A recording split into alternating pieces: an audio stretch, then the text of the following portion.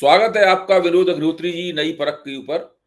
हमेशा की तरह ये एक विशिष्ट कार्यक्रम है जिसमें हम आपसे मौजूदा राजनीतिक घटनाक्रम के ऊपर चर्चा करेंगे। मुख्य तौर पर आज मेरी और आपकी चर्चा राहुल गांधी की जो मौजूदा रणनीति है उसके जी। इर्द-गिर्द होगी। मैं ये मानता हूं कि राहुल गांधी एक ऐसी रणनीति पर काम कर रहे हैं जिसको आप लोकप्रिय तरीके से लोग वोट चोर गद्दी छोड़ के रूप में नारे के तौर पर देखते हैं। और उन्होंने 2 प्रेस कॉन्फ्रेंसेस भी की हैं। एक उन्होंने 7 अगस्त को प्रेस कॉन्फ्रेंस की थी और एक प्रेस कॉन्फ्रेंस उनकी कल हुई है।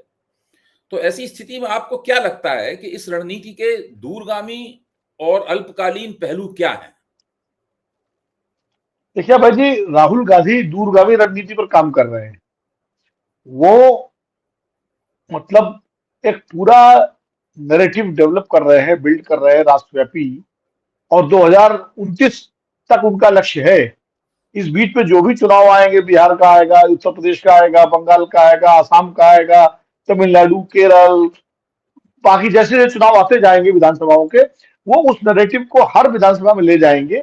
और फाइनल उसको जो है, जो 2029 में जब लोकसभा चुनाव होगा, तब उसको जो है वो फाइनल, जो मुझे लगता है वो, अब बीच में कोई बड़ा राजनीतिक घटनाक्रम हो जाए तो अलग बात है, कोई बड़ा, लेकिन अभी तक सामान्य परिस्थितियों में जो मुझे लगता है, जो उनके लोगों से बात होती है, उससे यही है कि ये ऐसा नहीं है खाली बिहार चुनाव के लिए कोई कर रहे हों, या कोई तात्कालिक कोई जो है तो उसके बाद बंगाल के चुनाव आ जाएंगे उसके लिए।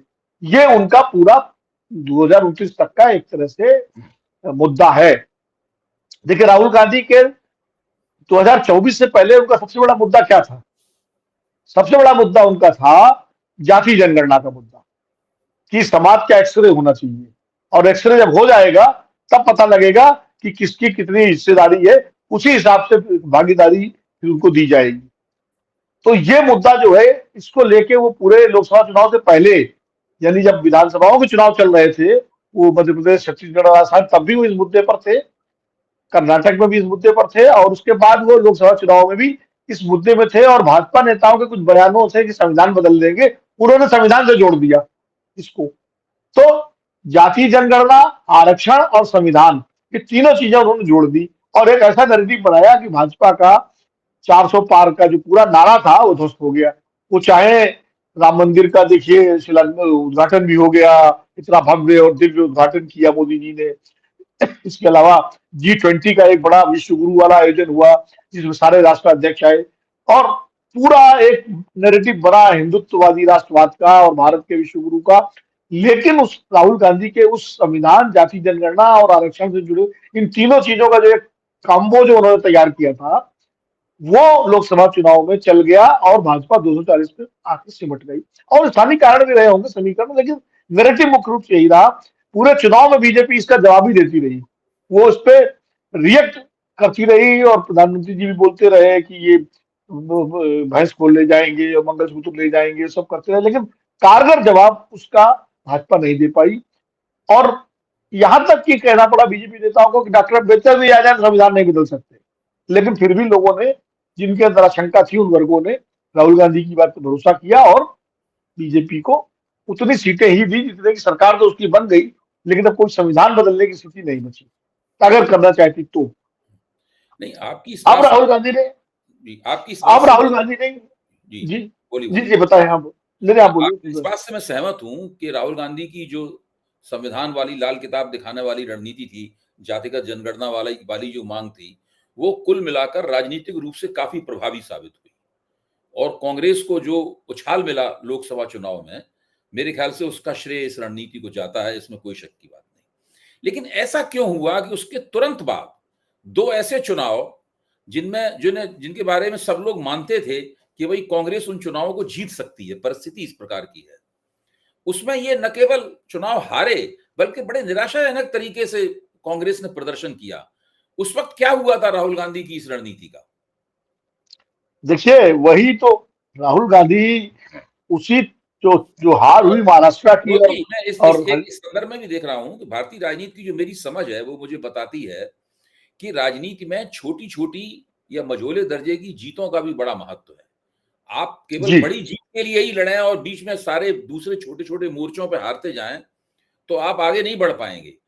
छोटी-छोटी जीतों से आप एक बड़ा आधार बनाते हैं, फिर आप एक बड़ी जीत के ऊपर छलांग लगाते हैं। जी, बताएँ। नहीं, वही उसी रणनीति पर राहुल गांधी काम कर रहे हैं।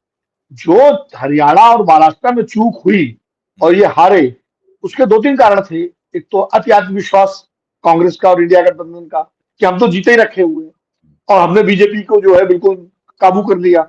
उनके पूरे उसको जो है अब तो हमारे पास, हाँ, हमारे हाथ में फार्मूला लग गया।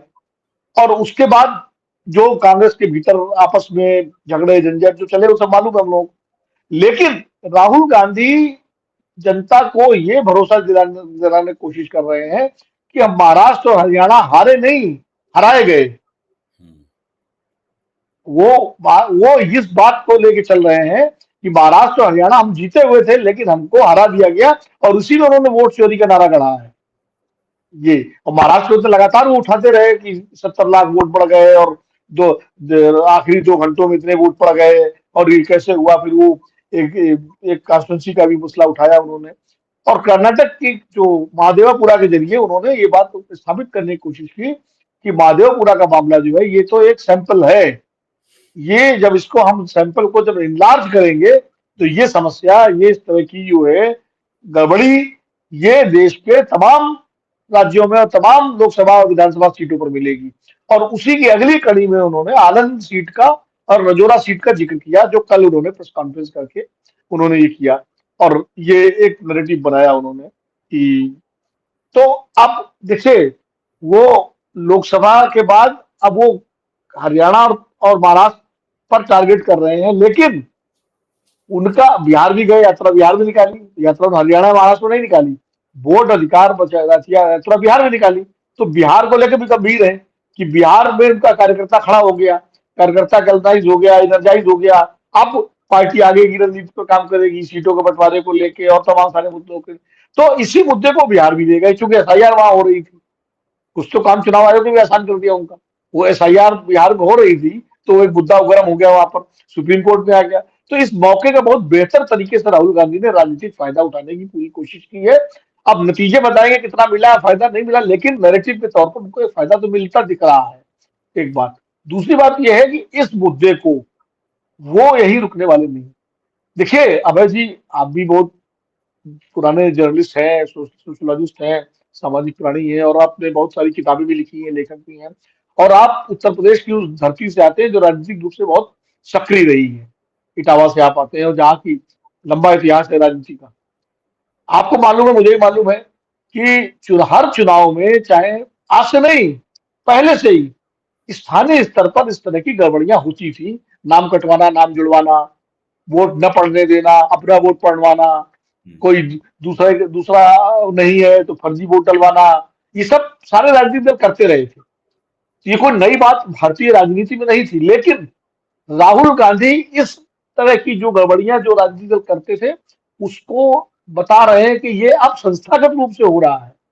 पहले फुटकर होता था, अब ये संस्थागत रूप से हो रहा है। वो इसको स्थापित करने में लगे हुए हैं कि क्या इसके पीछे बड़ी ताकत है। और बार बार वो चुनाव आयोग पे उंगली इसलिए उठा रहे हैं कि चुनाव आयोग ने, मैं व्यक्ति की बात नहीं करता, ज्ञानेश कुमार जी हो, राजू कुमार जी हो, उसके पहले के चुनाव आयुक्त हो, लेकिन पिछले 10-12 सालों में चुनाव आयोग ने जिस तरह से फैसले किए हैं उससे उसकी साख पर कमी आई है। लोगों के बीच में सवाल उठने लगे हैं। मसलन जैसे चुनाव के कार्यक्रम घोषित करना, ये इंतजार करना कि प्रधानमंत्री जी की जितनी रैलियां हो जाए तब हम चुनाव कार्यक्रम घोषित करेंगे। जो उसके अलावा 6-6, 7-7 चरणों में चुनाव कराना, जबकि बार बार मांग की जा रही है इतने चरणों में मत कराइए, आसानी से। इसके अलावा जब चुनाव आचार संहिता का उल्लंघन हो रहा है उसमें दोहरे मानदंड, मतलब सत्ता पक्ष के लोगों के साथ नरमी और विपक्ष के साथ सख्ती। इसके साथ ही 2 चुनाव आयुक्त, एक जो है लवासा साहब और एक गोयल साहब, उन्होंने जिन परिस्थितियों में इस्तीफा दिया आज तक नहीं पता कि वो छोड़ के चले गए बीच में। लवासा साहब के साथ तो ये हुआ कि उन्होंने एक डिसेंट नोट लिखा था। वो डिसेंट नोट की कोई मामला था, उस डिसेंट नोट के बाद ही उनकी पत्नी पर इनकम टैक्स की नोटिस चली गई और उसके बाद जो है वो अल्टीमेटली उन्होंने छोड़ दिया। और गोयल साहब के तो अपॉइंटमेंट पे तो पूरा सुप्रीम कोर्ट तक मामला गया था और उसी में सुप्रीम कोर्ट ने वो फार्मूला बनाया था कि वो प्रोसीजर ले डाउन किया था। बाद गोयल साहब अचानक छोड़ गए 24 के चुनाव से पहले। तो अब ये होता भाई क्यों छोड़ गए, ऐसा क्या दबाव था। अभी राहुल गांधी के महादेवपुरा वाले मामले में जिसमें चुनाव आयोग ने रिएक्ट किया कि वो एफिडेविट दें, और एफिडेविट पर जोर दिया, हलफनामा दें, जबकि 3 पूर्व चुनाव आयुक्तों ने, जिसमें 2 मुख्य चुनाव आयुक्त है, सवाई कुरैशी, ओपी रावत और तीसरे लवासा, तीनों ने कहा कि जिस कानून के तहत चुनाव आयोग राहुल गांधी से हलफनामा मांग रहा है वो इसमें लागू ही नहीं होता, वो तो दूसरे उसमें लागू होता है चुनाव के तुरंत बाद उसमें। तो कुल मिलाकर के इन सब चीजों से लोगों के मन में सवाल उठने लगे कि चुनाव आयोग ऐसा क्यों कर रहा है, ऐसा। तो अब भाषण देते हैं मान लीजिए प्रधानमंत्री जी या राहुल गांधी, और नोटिस चला जाए खड़गे जी को, नड्डा जी को, तो इससे ये सब चीजें चुनाव आयोग की साख को लेकर के लोगों के बीच में सवाल उठा लो। राहुल गांधी ने उसको पकड़ लिया। राहुल गांधी ने इस मौके का फायदा उठाया कि लोगों के बीच में चुनाव आयोग की जो साख पे उंगली उठ रही है, या लगातार जो एक माहौल, पहले ईवीएम को लेकर तमाम तरह के सवाल उठते थे, सबसे बड़ा सवाल तो आप ही उठाते थे हर चैनल में कि जब भी ईवीएम में कोई खराबी पाई जाती है तो वोट जो है बीजेपी का ही क्यों निकलता है बटन दबाने से। इस समाजवादी पार्टी का बटन दबाओ तो भी बीजेपी का, कांग्रेस को, बाकी दलों को क्यों नहीं, ये तो आपने कई बार हमारे साथ डिस्कशन में उठाया, बात सही है। तो ईवीएम, लेकिन ईवीएम को लेकर 2 तरह की बातें थी भाई, लोग कहते थे यार ईवीएम, कुछ लोग कहते थे फुल प्रूफ है, कुछ लोग कहते थे हो सकती है कि चुनाव आयोग का अपना पक्ष था एक, दोनों का, क्योंकि कई जगह पार्टियां, विपक्ष जीत जाता था, बिहार में 2015 में जीत गया, अरविंद केजरीवाल लगातार जीत गए, आम आदमी पार्टी, पंजाब में कांग्रेस जीती, तो ये होता था अगर ईवीएम गड़बड़ा है तो सब जगह हारना चाहिए। अब ये जो वोटर लिस्ट की गड़बड़ियां हैं, वोटर लिस्ट की जो गड़बड़ियां हैं, इन्होंने जो है, इनको राहुल गांधी ने उठा लिया, और इसके जरिए वो साबित करना चाहते हैं, वो अपने जो वोट चोरी का आरोप है वो इसको साबित करना चाहते हैं। अब जैसे कल जो आनंद वाला था मामला, अब ये बात तो चुनाव आयोग ही मान रहा है कि भाई कोशिश हुई थी बड़े स्केल पर, ऑनलाइन 6,000 से ज्यादा मतदाताओं के नाम कटवाने की कोशिश हुई थी, ये तो चुनाव आयोग मान रहा है। और इस कोशिश का जब पता लगा, वो बीएलओ जिसका कोई भाई या रिश्तेदार था जिसका नाम था वो काटने वाली लिस्ट में, तो उसने पूछा तो उसे पता ही नहीं है, तो उसने और पता किया, तब जाके उसने आगे बात बढ़ाई। उसके बाद चुनाव आयोग ने एफआईआर कराई, कर्नाटक के चुनाव अधिकारी ने, मुख्य चुनाव अधिकारी ने एफआईआर कराई। एफआईआर के बाद ये शुरू हुई जिसमें ग्राउंड लेवल पे वेरिफिकेशन हुआ और 24 वोट कुल काटे गए। तो कोशिश तो हुई ना। तो अब राहुल गांधी का सवाल है, ये कोशिश किसने की, क्या किसी व्यक्ति ने की, या किसी संस्था ने की, या चुनाव आयोग के भीतर का कोई व्यक्ति शामिल है इसमें।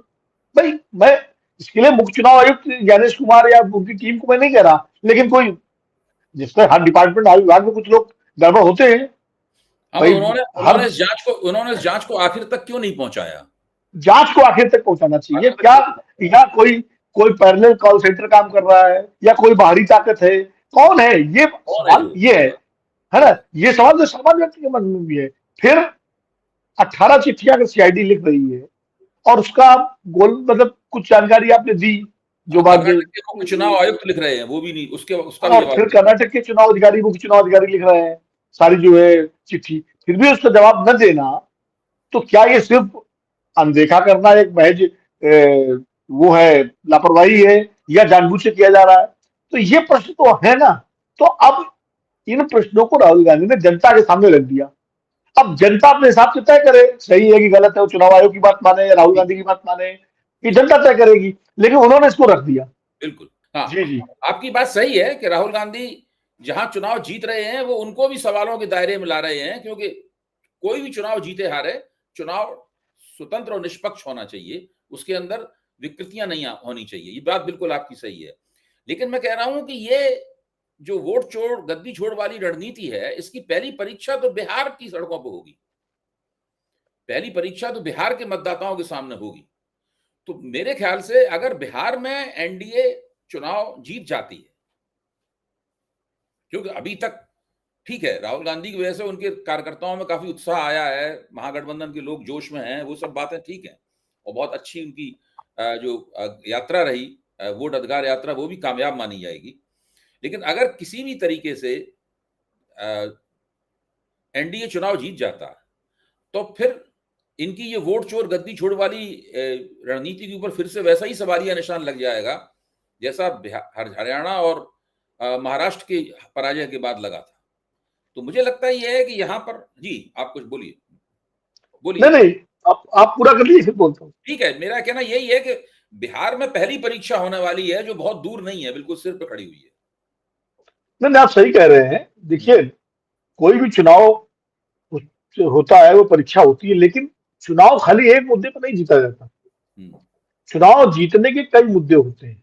अब जैसे मैं उदाहरण दूं कि जब नोटबंदी की मोदी जी ने 2016 में, तो उसके बाद पहला चुनाव उत्तर प्रदेश का हुआ। उत्तर प्रदेश, पंजाब, उत्तराखंड के। और पंजाब में तो कांग्रेस जीती, लेकिन उत्तराखंड और उत्तर प्रदेश में भाजपा ने स्वीप किया दोनों जगह। तो नोटबंदी पे मोहर लग गई कि भाई नोटबंदी पे लोग जो भी मुद्दा रहा हो तो अच्छे बनाओ, लेकिन पार्टी जीत गई।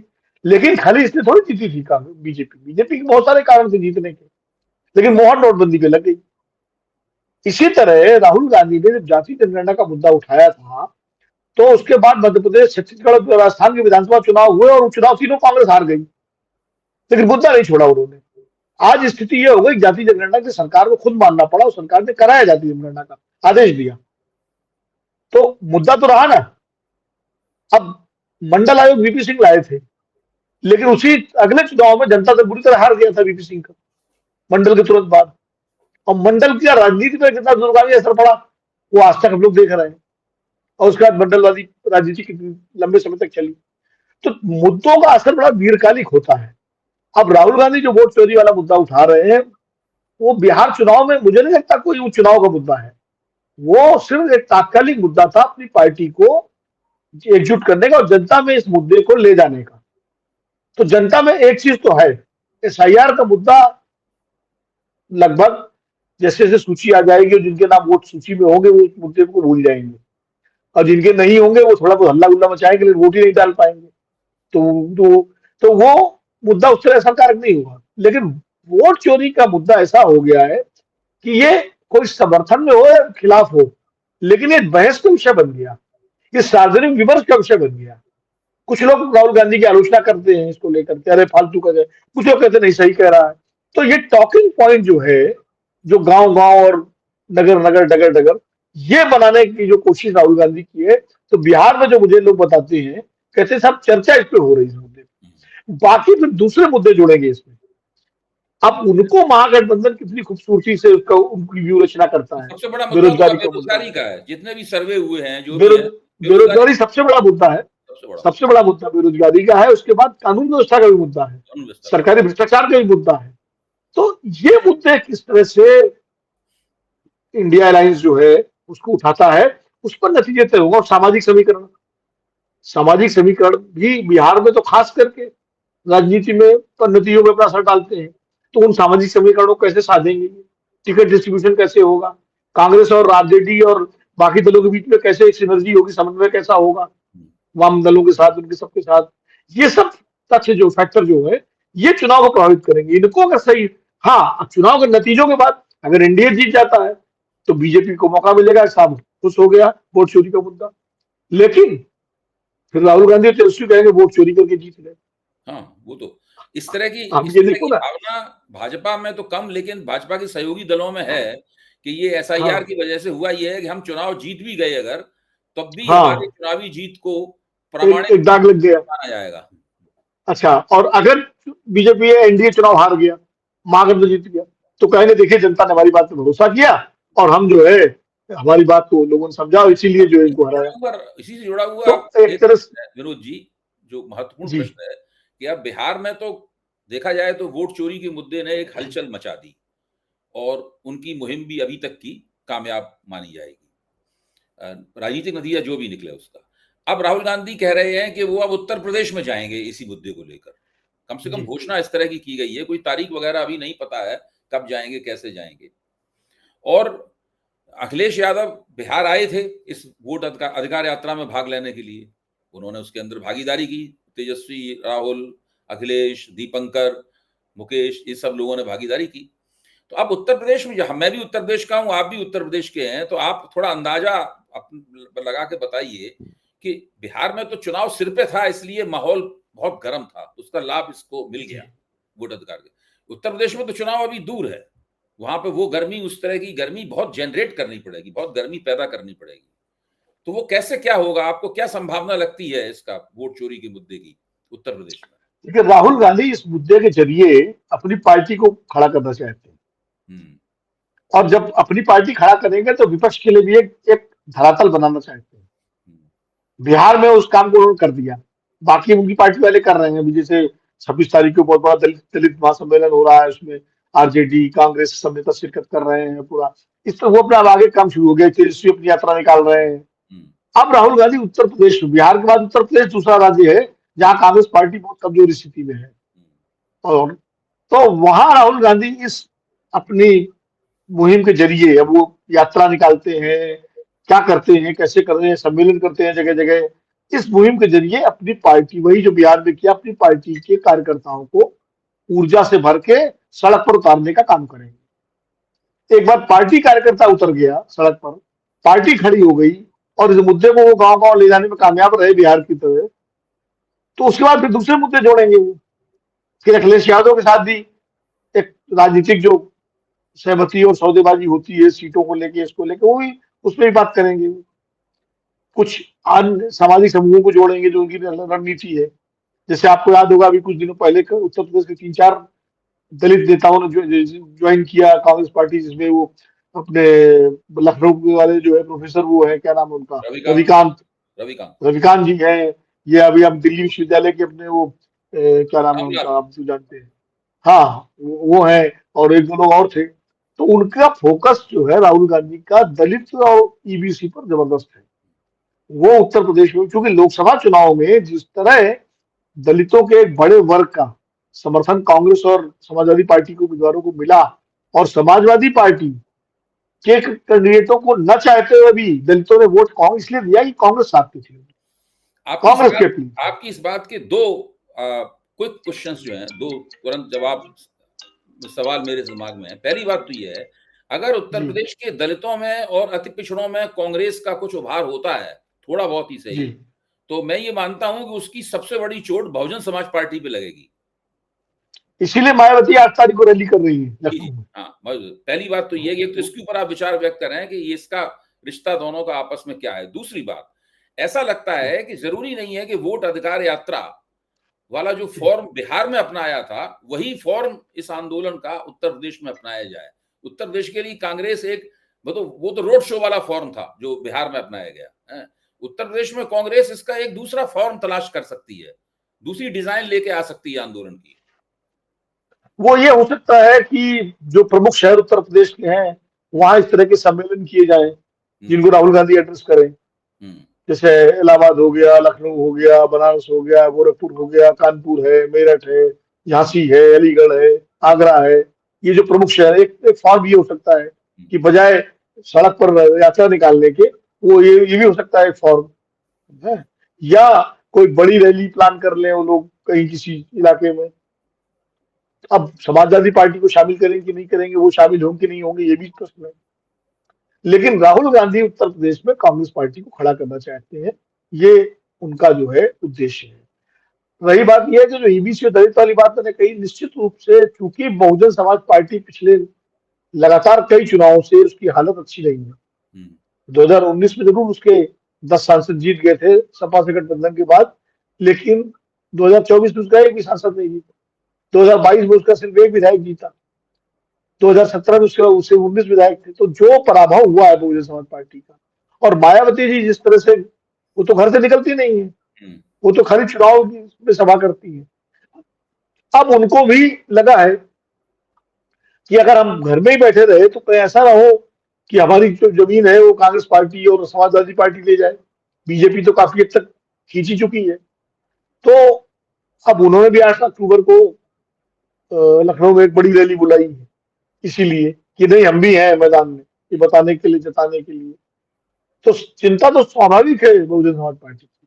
समाजवादी पार्टी की को चिंता इसलिए नहीं होगी कि दोनों का गठबंधन है, मुस्लिम वोट जो है वो दोनों को मिलेगा एक साथ, जहां जहां कैंडिडेट, जैसे बिहार में ईबीसी अगर टूटेगा, ईबीसी सपा के साथ बहुत कम है, वो मुलायम सिंह जी के जमाने में हुआ करता था।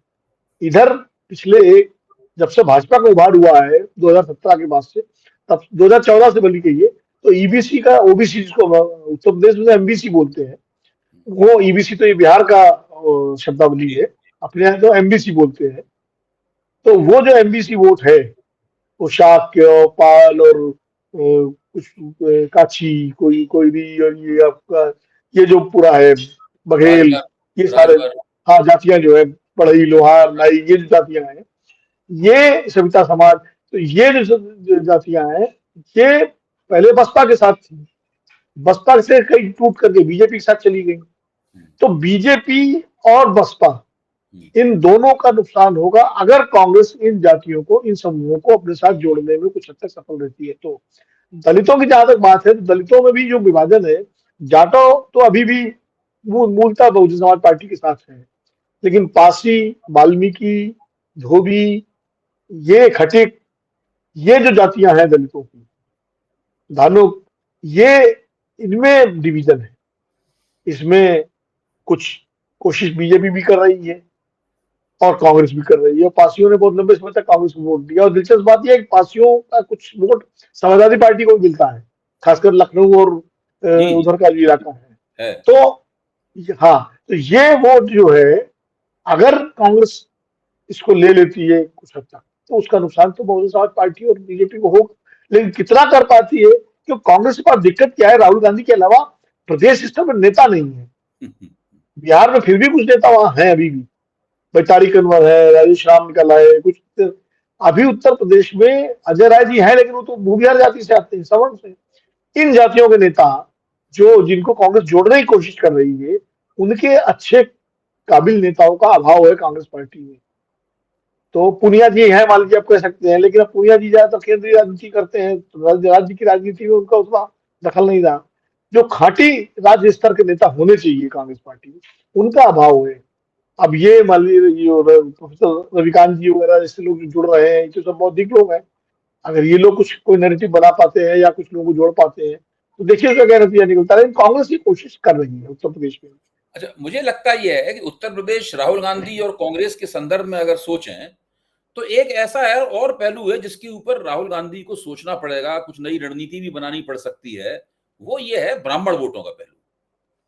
भाई, जी, अगर अगर राहुल गांधी ने अपनी राजनीति के सारे अंडे केवल मोस्ट बैकवर्ड, एमबीसी और दलितों के ईबीसी, टोकरी में ही रख दिए, तो ये ब्राह्मण वोट एक ऐसा वोट है जो कि योगी आदित्यनाथ की जो ठाकुर परस्त नीतियां हैं, मतलब मैं राजपूत समाज के ऊपर कोई टिप्पणी नहीं कर रहा हूं, मैं तो उनकी नीतियों के ऊपर टिप्पणी कर रहा हूं, है जो ठाकुर परस्त नीतियां हैं, उनकी वजह से पिछले विधानसभा चुनाव में भी नाराज था, और उसने बाद में भाजपा को वोट भी दिया, तो हिचक के साथ ही वोट दिया भाजपा को। ऐसा नहीं है कि बहुत खुश होकर वोट दिया उसने। तो अभी उत्तर प्रदेश का ब्राह्मण जो है वो सोच रहा है कि वो अपने आप को फ्लोटिंग वोट महसूस कर रहा है। वो नहीं मान रहा है कि वो भाजपा के प्रति पूरी तरह निष्ठावान वोट है। वो, उसके पास एक विकल्प के तौर पर कांग्रेस मौजूद है। मायावती ने तो अपने आप को, अपना नाम ही राजनीतिक प्रतिनिधियों की सूची से काट लिया। एक जमाने में मायावती को भी 16% ब्राह्मणों ने वोट दिया था उत्तर प्रदेश के 2012 में। तो कहने का मतलब यह है कि उत्तर प्रदेश का ब्राह्मण भी कांग्रेस की तरफ आशान्वित नजरों से देख रहा है, लेकिन जब वो देखता है कि ये तो केवल सामाजिक न्याय की ही राजनीति कर रहे हैं, तो उसे थोड़ी सी हताशा होती है, वो थोड़ा पीछे हटता है, थोड़ा अनमना होता है। आजकल उत्तर प्रदेश का ब्राह्मण वोटर इसी झूले में झूल रहा है। आपका क्या कहना है? नहीं, आप सही कह रहे हैं, लेकिन राहुल गांधी ब्राह्मण वोटों को लेकर बहुत निराश हुए। 2012 से उन्होंने इसका प्रयोग किया, जब उत्तर प्रदेश के वो इंचार्ज थे दिग्विजय सिंह के साथ, यूपी देख रहे थे, तब उन्होंने मोहन प्रकाश को स्क्रीनिंग कमेटी का अध्यक्ष बनाया। और उत्तर प्रदेश के तमाम जिलों से मुझे तो कई व्यक्तिगत जानकारियां हैं कि तमाम ब्राह्मण नेताओं को जोड़ा गया था कांग्रेस के साथ, जिसमें बीजेपी से भी टूट के कई लोग आए थे। देवरिया में, गोंडा में, बलरामपुर में, कई जगह। लेकिन नतीजा जो निकला कि वो नेता भी ब्राह्मणों को कांग्रेस के साथ नहीं जोड़ पाए। 2012 की बात बता रहा हूँ। वो चुनाव खुद राहुल गांधी की सदारत कहिए, मतलब इंचार्ज वही थे, उन्हीं के उसमें लड़ा गया। जब मायावती को बहुमत मिल गया था तभी। नहीं नहीं, अखिलेश को मिला था। अखिलेश मायावती को को 2007 में मिला, नहीं, 2017 में हार गए थे, 2012 में अखिलेश को बहुमत मिला था। ठीक। 12 अखिलेश को मिला था। एक तो वहां से नाराज हुए, मतलब निराश हुए, फिर 2014 में जिस तरह कांग्रेस महज 2 सीटें जीत पाई अमेठी और रायबरेली की, और बाकी सब जगह हार गए, बुरी तरह से हार गए।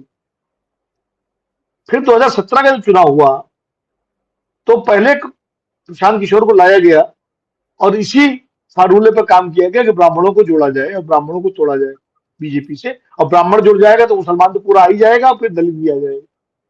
शीला दीक्षित को इसीलिए प्रोजेक्ट किया गया मुख्यमंत्री के रूप में। संजय सिंह को बनाया गया कैंपेन कमेटी के चेयरमैन कि भाई ठाकुर भी आने चाहिए। प्रमोद तिवारी को आगे किया गया, सारे सवर्ण नेता आगे किए गए कांग्रेस के पास जो था। और राहुल गांधी ने खुद किसान यात्रा निकालना शुरू की, खाद सभाएं शुरू की, आपको याद होगा है। लेकिन क्या हुआ, वो चुनाव में कांग्रेस की 7 सीटें आई जब अखिलेश से उन्होंने अलायंस कर लिया था। जी, तो अब आप इस चर्चा को हम लोग यहाँ समापन की तरफ जा रहे हैं। मुख्य तौर पर हम लोगों ने जो बस मैं उसको पूरा कर दूं दो वाक्यों में कि उसके बाद फिर 2019 का चुनाव, 2000 चुनाव जितने आए ना, तो राहुल गांधी नतीजे पहुंच गए कि उत्तर प्रदेश का ब्राह्मण अभी बीजेपी को नहीं छोड़ेगा, चाहे वो कितना रूठा हो, कितना नाराज रहे। एक तो हिंदुत्व का उसके अंदर तड़का लगा हुआ है, दूसरा बीजेपी के साथ वो वैसे ही अभी उसको अपनी पार्टी मानता है जैसे कांग्रेस को मानता था कभी। तो ब्राह्मण तभी छोड़ेगा बीजेपी को जब दूसरी जातियां आ जाएंगी, और उसमें मुख्य रूप से दलित, एमबीसी और मुसलमान। जब ये कांग्रेस वहां उभरती दिखाई पड़ेगी तब अपने आप ब्राह्मण आ जाएगा, जब अकेले ब्राह्मण कभी नहीं आएगा। ये राहुल गांधी और उनकी टीम इस निष्कर्ष पर पहुंच चुकी है, इसीलिए सारा फोकस उनका ईबीसी, एमबीसी, दलित और मुसलमानों पर है। नहीं, ये तो आपने बिल्कुल सही इतिहास रेखांकित किया। बस किसी को ये नहीं पता था कि उत्तर प्रदेश में भाजपा एक ऐसा मुख्यमंत्री चुन के लगा देगी, बैठा देगी और लगातार उसको बैठाए रहेगी, जो कि दरअसल अपनी जाति की ही केवल राजनीति करता है, जो कि एक राजपूत जाति है। और उत्तर प्रदेश में ब्राह्मण और राजपूत जातियों का जो राजनीतिक इतिहास है वो बताता है कि इन दोनों जातियों में कोई बहुत ऐसी मित्रता रही हो, ऐसी बात नहीं है। पहले भी राजपूत जाति कांग्रेस को न जाकर और भाजपा को न जाकर समाजवादी पार्टी को में भी दिलचस्पी दिखाती रही। इस वक्त योगी आदित्यनाथ के कारण वो पूरी तरीके से भारतीय जनता पार्टी जुड़ी हुई है और भारतीय जनता पार्टी के अत्यंत निष्ठावान लोगों से भी ज्यादा निष्ठावान तरीके से जुड़ी हुई है। बस अगर आप जब तक वो मुख्यमंत्री बने रहते हैं तब तक तो कम से कम इसकी गारंटी की जा सकती है। बहरहाल लेकिन योगी जी के साथ एक चीज और भी है ना, उनके साथ जो हिंदुत्व का जो मसला है ना, कि वो साक्षात हिंदुत्व के प्रतीक है ना, भगवा सन्यासी, और जिस तरह आक्रामक शैली में वो भाषण देते रहे, और तो वो एक यूएसपी उनकी अलग है। तो उसके वो कई बार उनका जो हिंदुत्व है वो जातीय राजनीति पे भारी पड़ जाता है। इसीलिए बहुत सारे जो जातियां हैं, खासकर सवर्णों की, जो चाहे वो वैश्य हो, चाहे ब्राह्मण हो, गैर राजपूत जातियां, जो गैर राजपूत सवर्ण जो है, वो भी योगी जी या बीजेपी के साथ इसलिए चले जाते हैं कि उनको जो मुसलमानों का जो खौफ दिखाया जाता है और जो उनके अंदर एक मुस्लिम विरोधी भाव पैदा कर दिया गया है, उसको लेके कि भाई हिंदुत्व की राजनीति अगर कोई कर सकता है उत्तर प्रदेश में तो योगी जी ही कर सकते हैं। तो वो एक उनकी ताकत भी है। तो अब इस चर्चा का समापन करते हुए मैं आपके सामने एक अंतिम प्रश्न पेश करूंगा कि इस चर्चा का पूरा लुब्बो-लुभाव ये है कि फौरी तौर पर राहुल गांधी की जो वोट चोर गद्दी छोड़ वाली रणनीति है, उसकी पहली परीक्षा होगी बिहार में चुनावी मैदान में, और दूसरी परीक्षा होगी वोटरों के बीच में उत्तर प्रदेश में।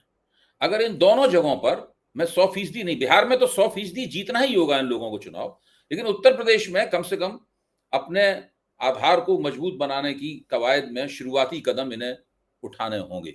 अगर ये ऐसा नहीं कर पाए तब फिर वोट चोरी वाली जो रणनीति है वो थोड़ी देर के लिए उनकी कमजोर हो जाएगी, ऐसा मुझे प्रतीत होता है। अब आप अपने विचार इसके ऊपर रखें। लेकिन जैसे मैंने आपसे कहा ना कि बिहार अगर हारते भी है तो कहेंगे ये वो वोट चोरी करके जीत गए, मतलब उनको एक, लेकिन जनता पर भरोसा कितना करेगी पता नहीं। लेकिन ये एक बड़ी परीक्षा होगी बिहार का चुनाव, तो महागठबंधन को जीतना ही होगा ताकि उसका इस मुद्दे का जो मसला है वो गर्म रहे। वरना बिहार और उसके बाद उत्तर प्रदेश, ये 2 चुनाव ऐसे हैं जो कांग्रेस के लिए, राहुल गांधी के लिए एक कड़ी परीक्षा के रूप में सामने आएंगे। अब इसमें वो कैसे अपने अलायंसेस ठीक करते हैं, कैसे मुद्दों को उठाते हैं, किस तरह चीजों को आगे बढ़ाते हैं, क्योंकि चुनाव एक पूरा प्रबंधन रहा है मसला। चुनाव आप खाली मुद्दे से नहीं जीतते, मुद्दे के साथ संगठन भी चाहिए, प्रबंधन भी चाहिए, जिसमें भारतीय जनता पार्टी माहिर है। अब उसको आप कुछ भी कहिए, लेकिन प्रबंधन में तो उसका कोई सार ही नहीं है। तो वो कांग्रेस किस हद तक कर पाएगी, राहुल गांधी किस हद तक करवा पाएंगे अपने लोगों से, क्योंकि मध्य प्रदेश में बहुत खराब रहा है उनका, जीती हुई बाजी जिस तरह हारी है कांग्रेस। छत्तीसगढ़ बहुत खराब रहा है, जिस तरह कांग्रेस हारी है। राजस्थान, ये 3 चुनाव तो जीते हुए कांग्रेस हारी थी। तो इसलिए वो भी एक बड़ी चुनौती है राहुल गांधी के सामने, जो संगठन के स्तर की चुनौती है। उसका मुद्दे के साथ साथ उनको पार्टी के कील कांटे भी दुरुस्त करने पड़ेंगे, क्योंकि अभय जी सबसे बड़ी समस्या क्या है राहुल जी की? सबसे बड़ी समस्या है कि राहुल गांधी का जो नैरेटिव बनाने की कोशिश करते हैं, वो पार्टी के कार्यकर्ता उसको नीचे तक नहीं ले जाते। बीजेपी में उल्टा, बीजेपी में मोदी जी जो नैरेटिव बनाते हैं, या यूपी में योगी जी जो नैरेटिव बनाते हैं, वो कार्यकर्ता नीचे तक ले जाते हैं। राहुल गांधी के नैरेटिव कांग्रेस के कार्यकर्ता नीचे तक ले जाने में संकोच करते हैं, शर्माते हैं, डरते हैं, नहीं ले जाते हैं। ये एक बड़ी चुनौती राहुल गांधी के सामने। बहुत बहुत धन्यवाद विनोद जी, बहुत अच्छी चर्चा की, और खासतौर से राहुल गांधी की रणनीति के दूरगामी और अल्पकालीन परिप्रेक्ष्यों की ऊपर रोशनी पड़ी। साथ में बिहार चुनाव से उसका क्या संबंध है, उत्तर प्रदेश में कांग्रेस के भविष्य से उसका क्या संबंध है, वहां के अति पिछड़ों, दलितों और ब्राह्मण वोटों के साथ उसका क्या संबंध है, इन तमाम जटिल प्रश्नों के ऊपर हम लोगों ने आज एक शुरुआती चर्चा की। मैं इसे शुरुआती चर्चा ही मानता हूं, क्योंकि आगे आगे जैसे राजनीतिक घटनाक्रम आगे बढ़ेगा, हम लोग इन मसलों के ऊपर बार बार गौर करेंगे। बहुत बहुत धन्यवाद। नमस्कार। नमस्कार।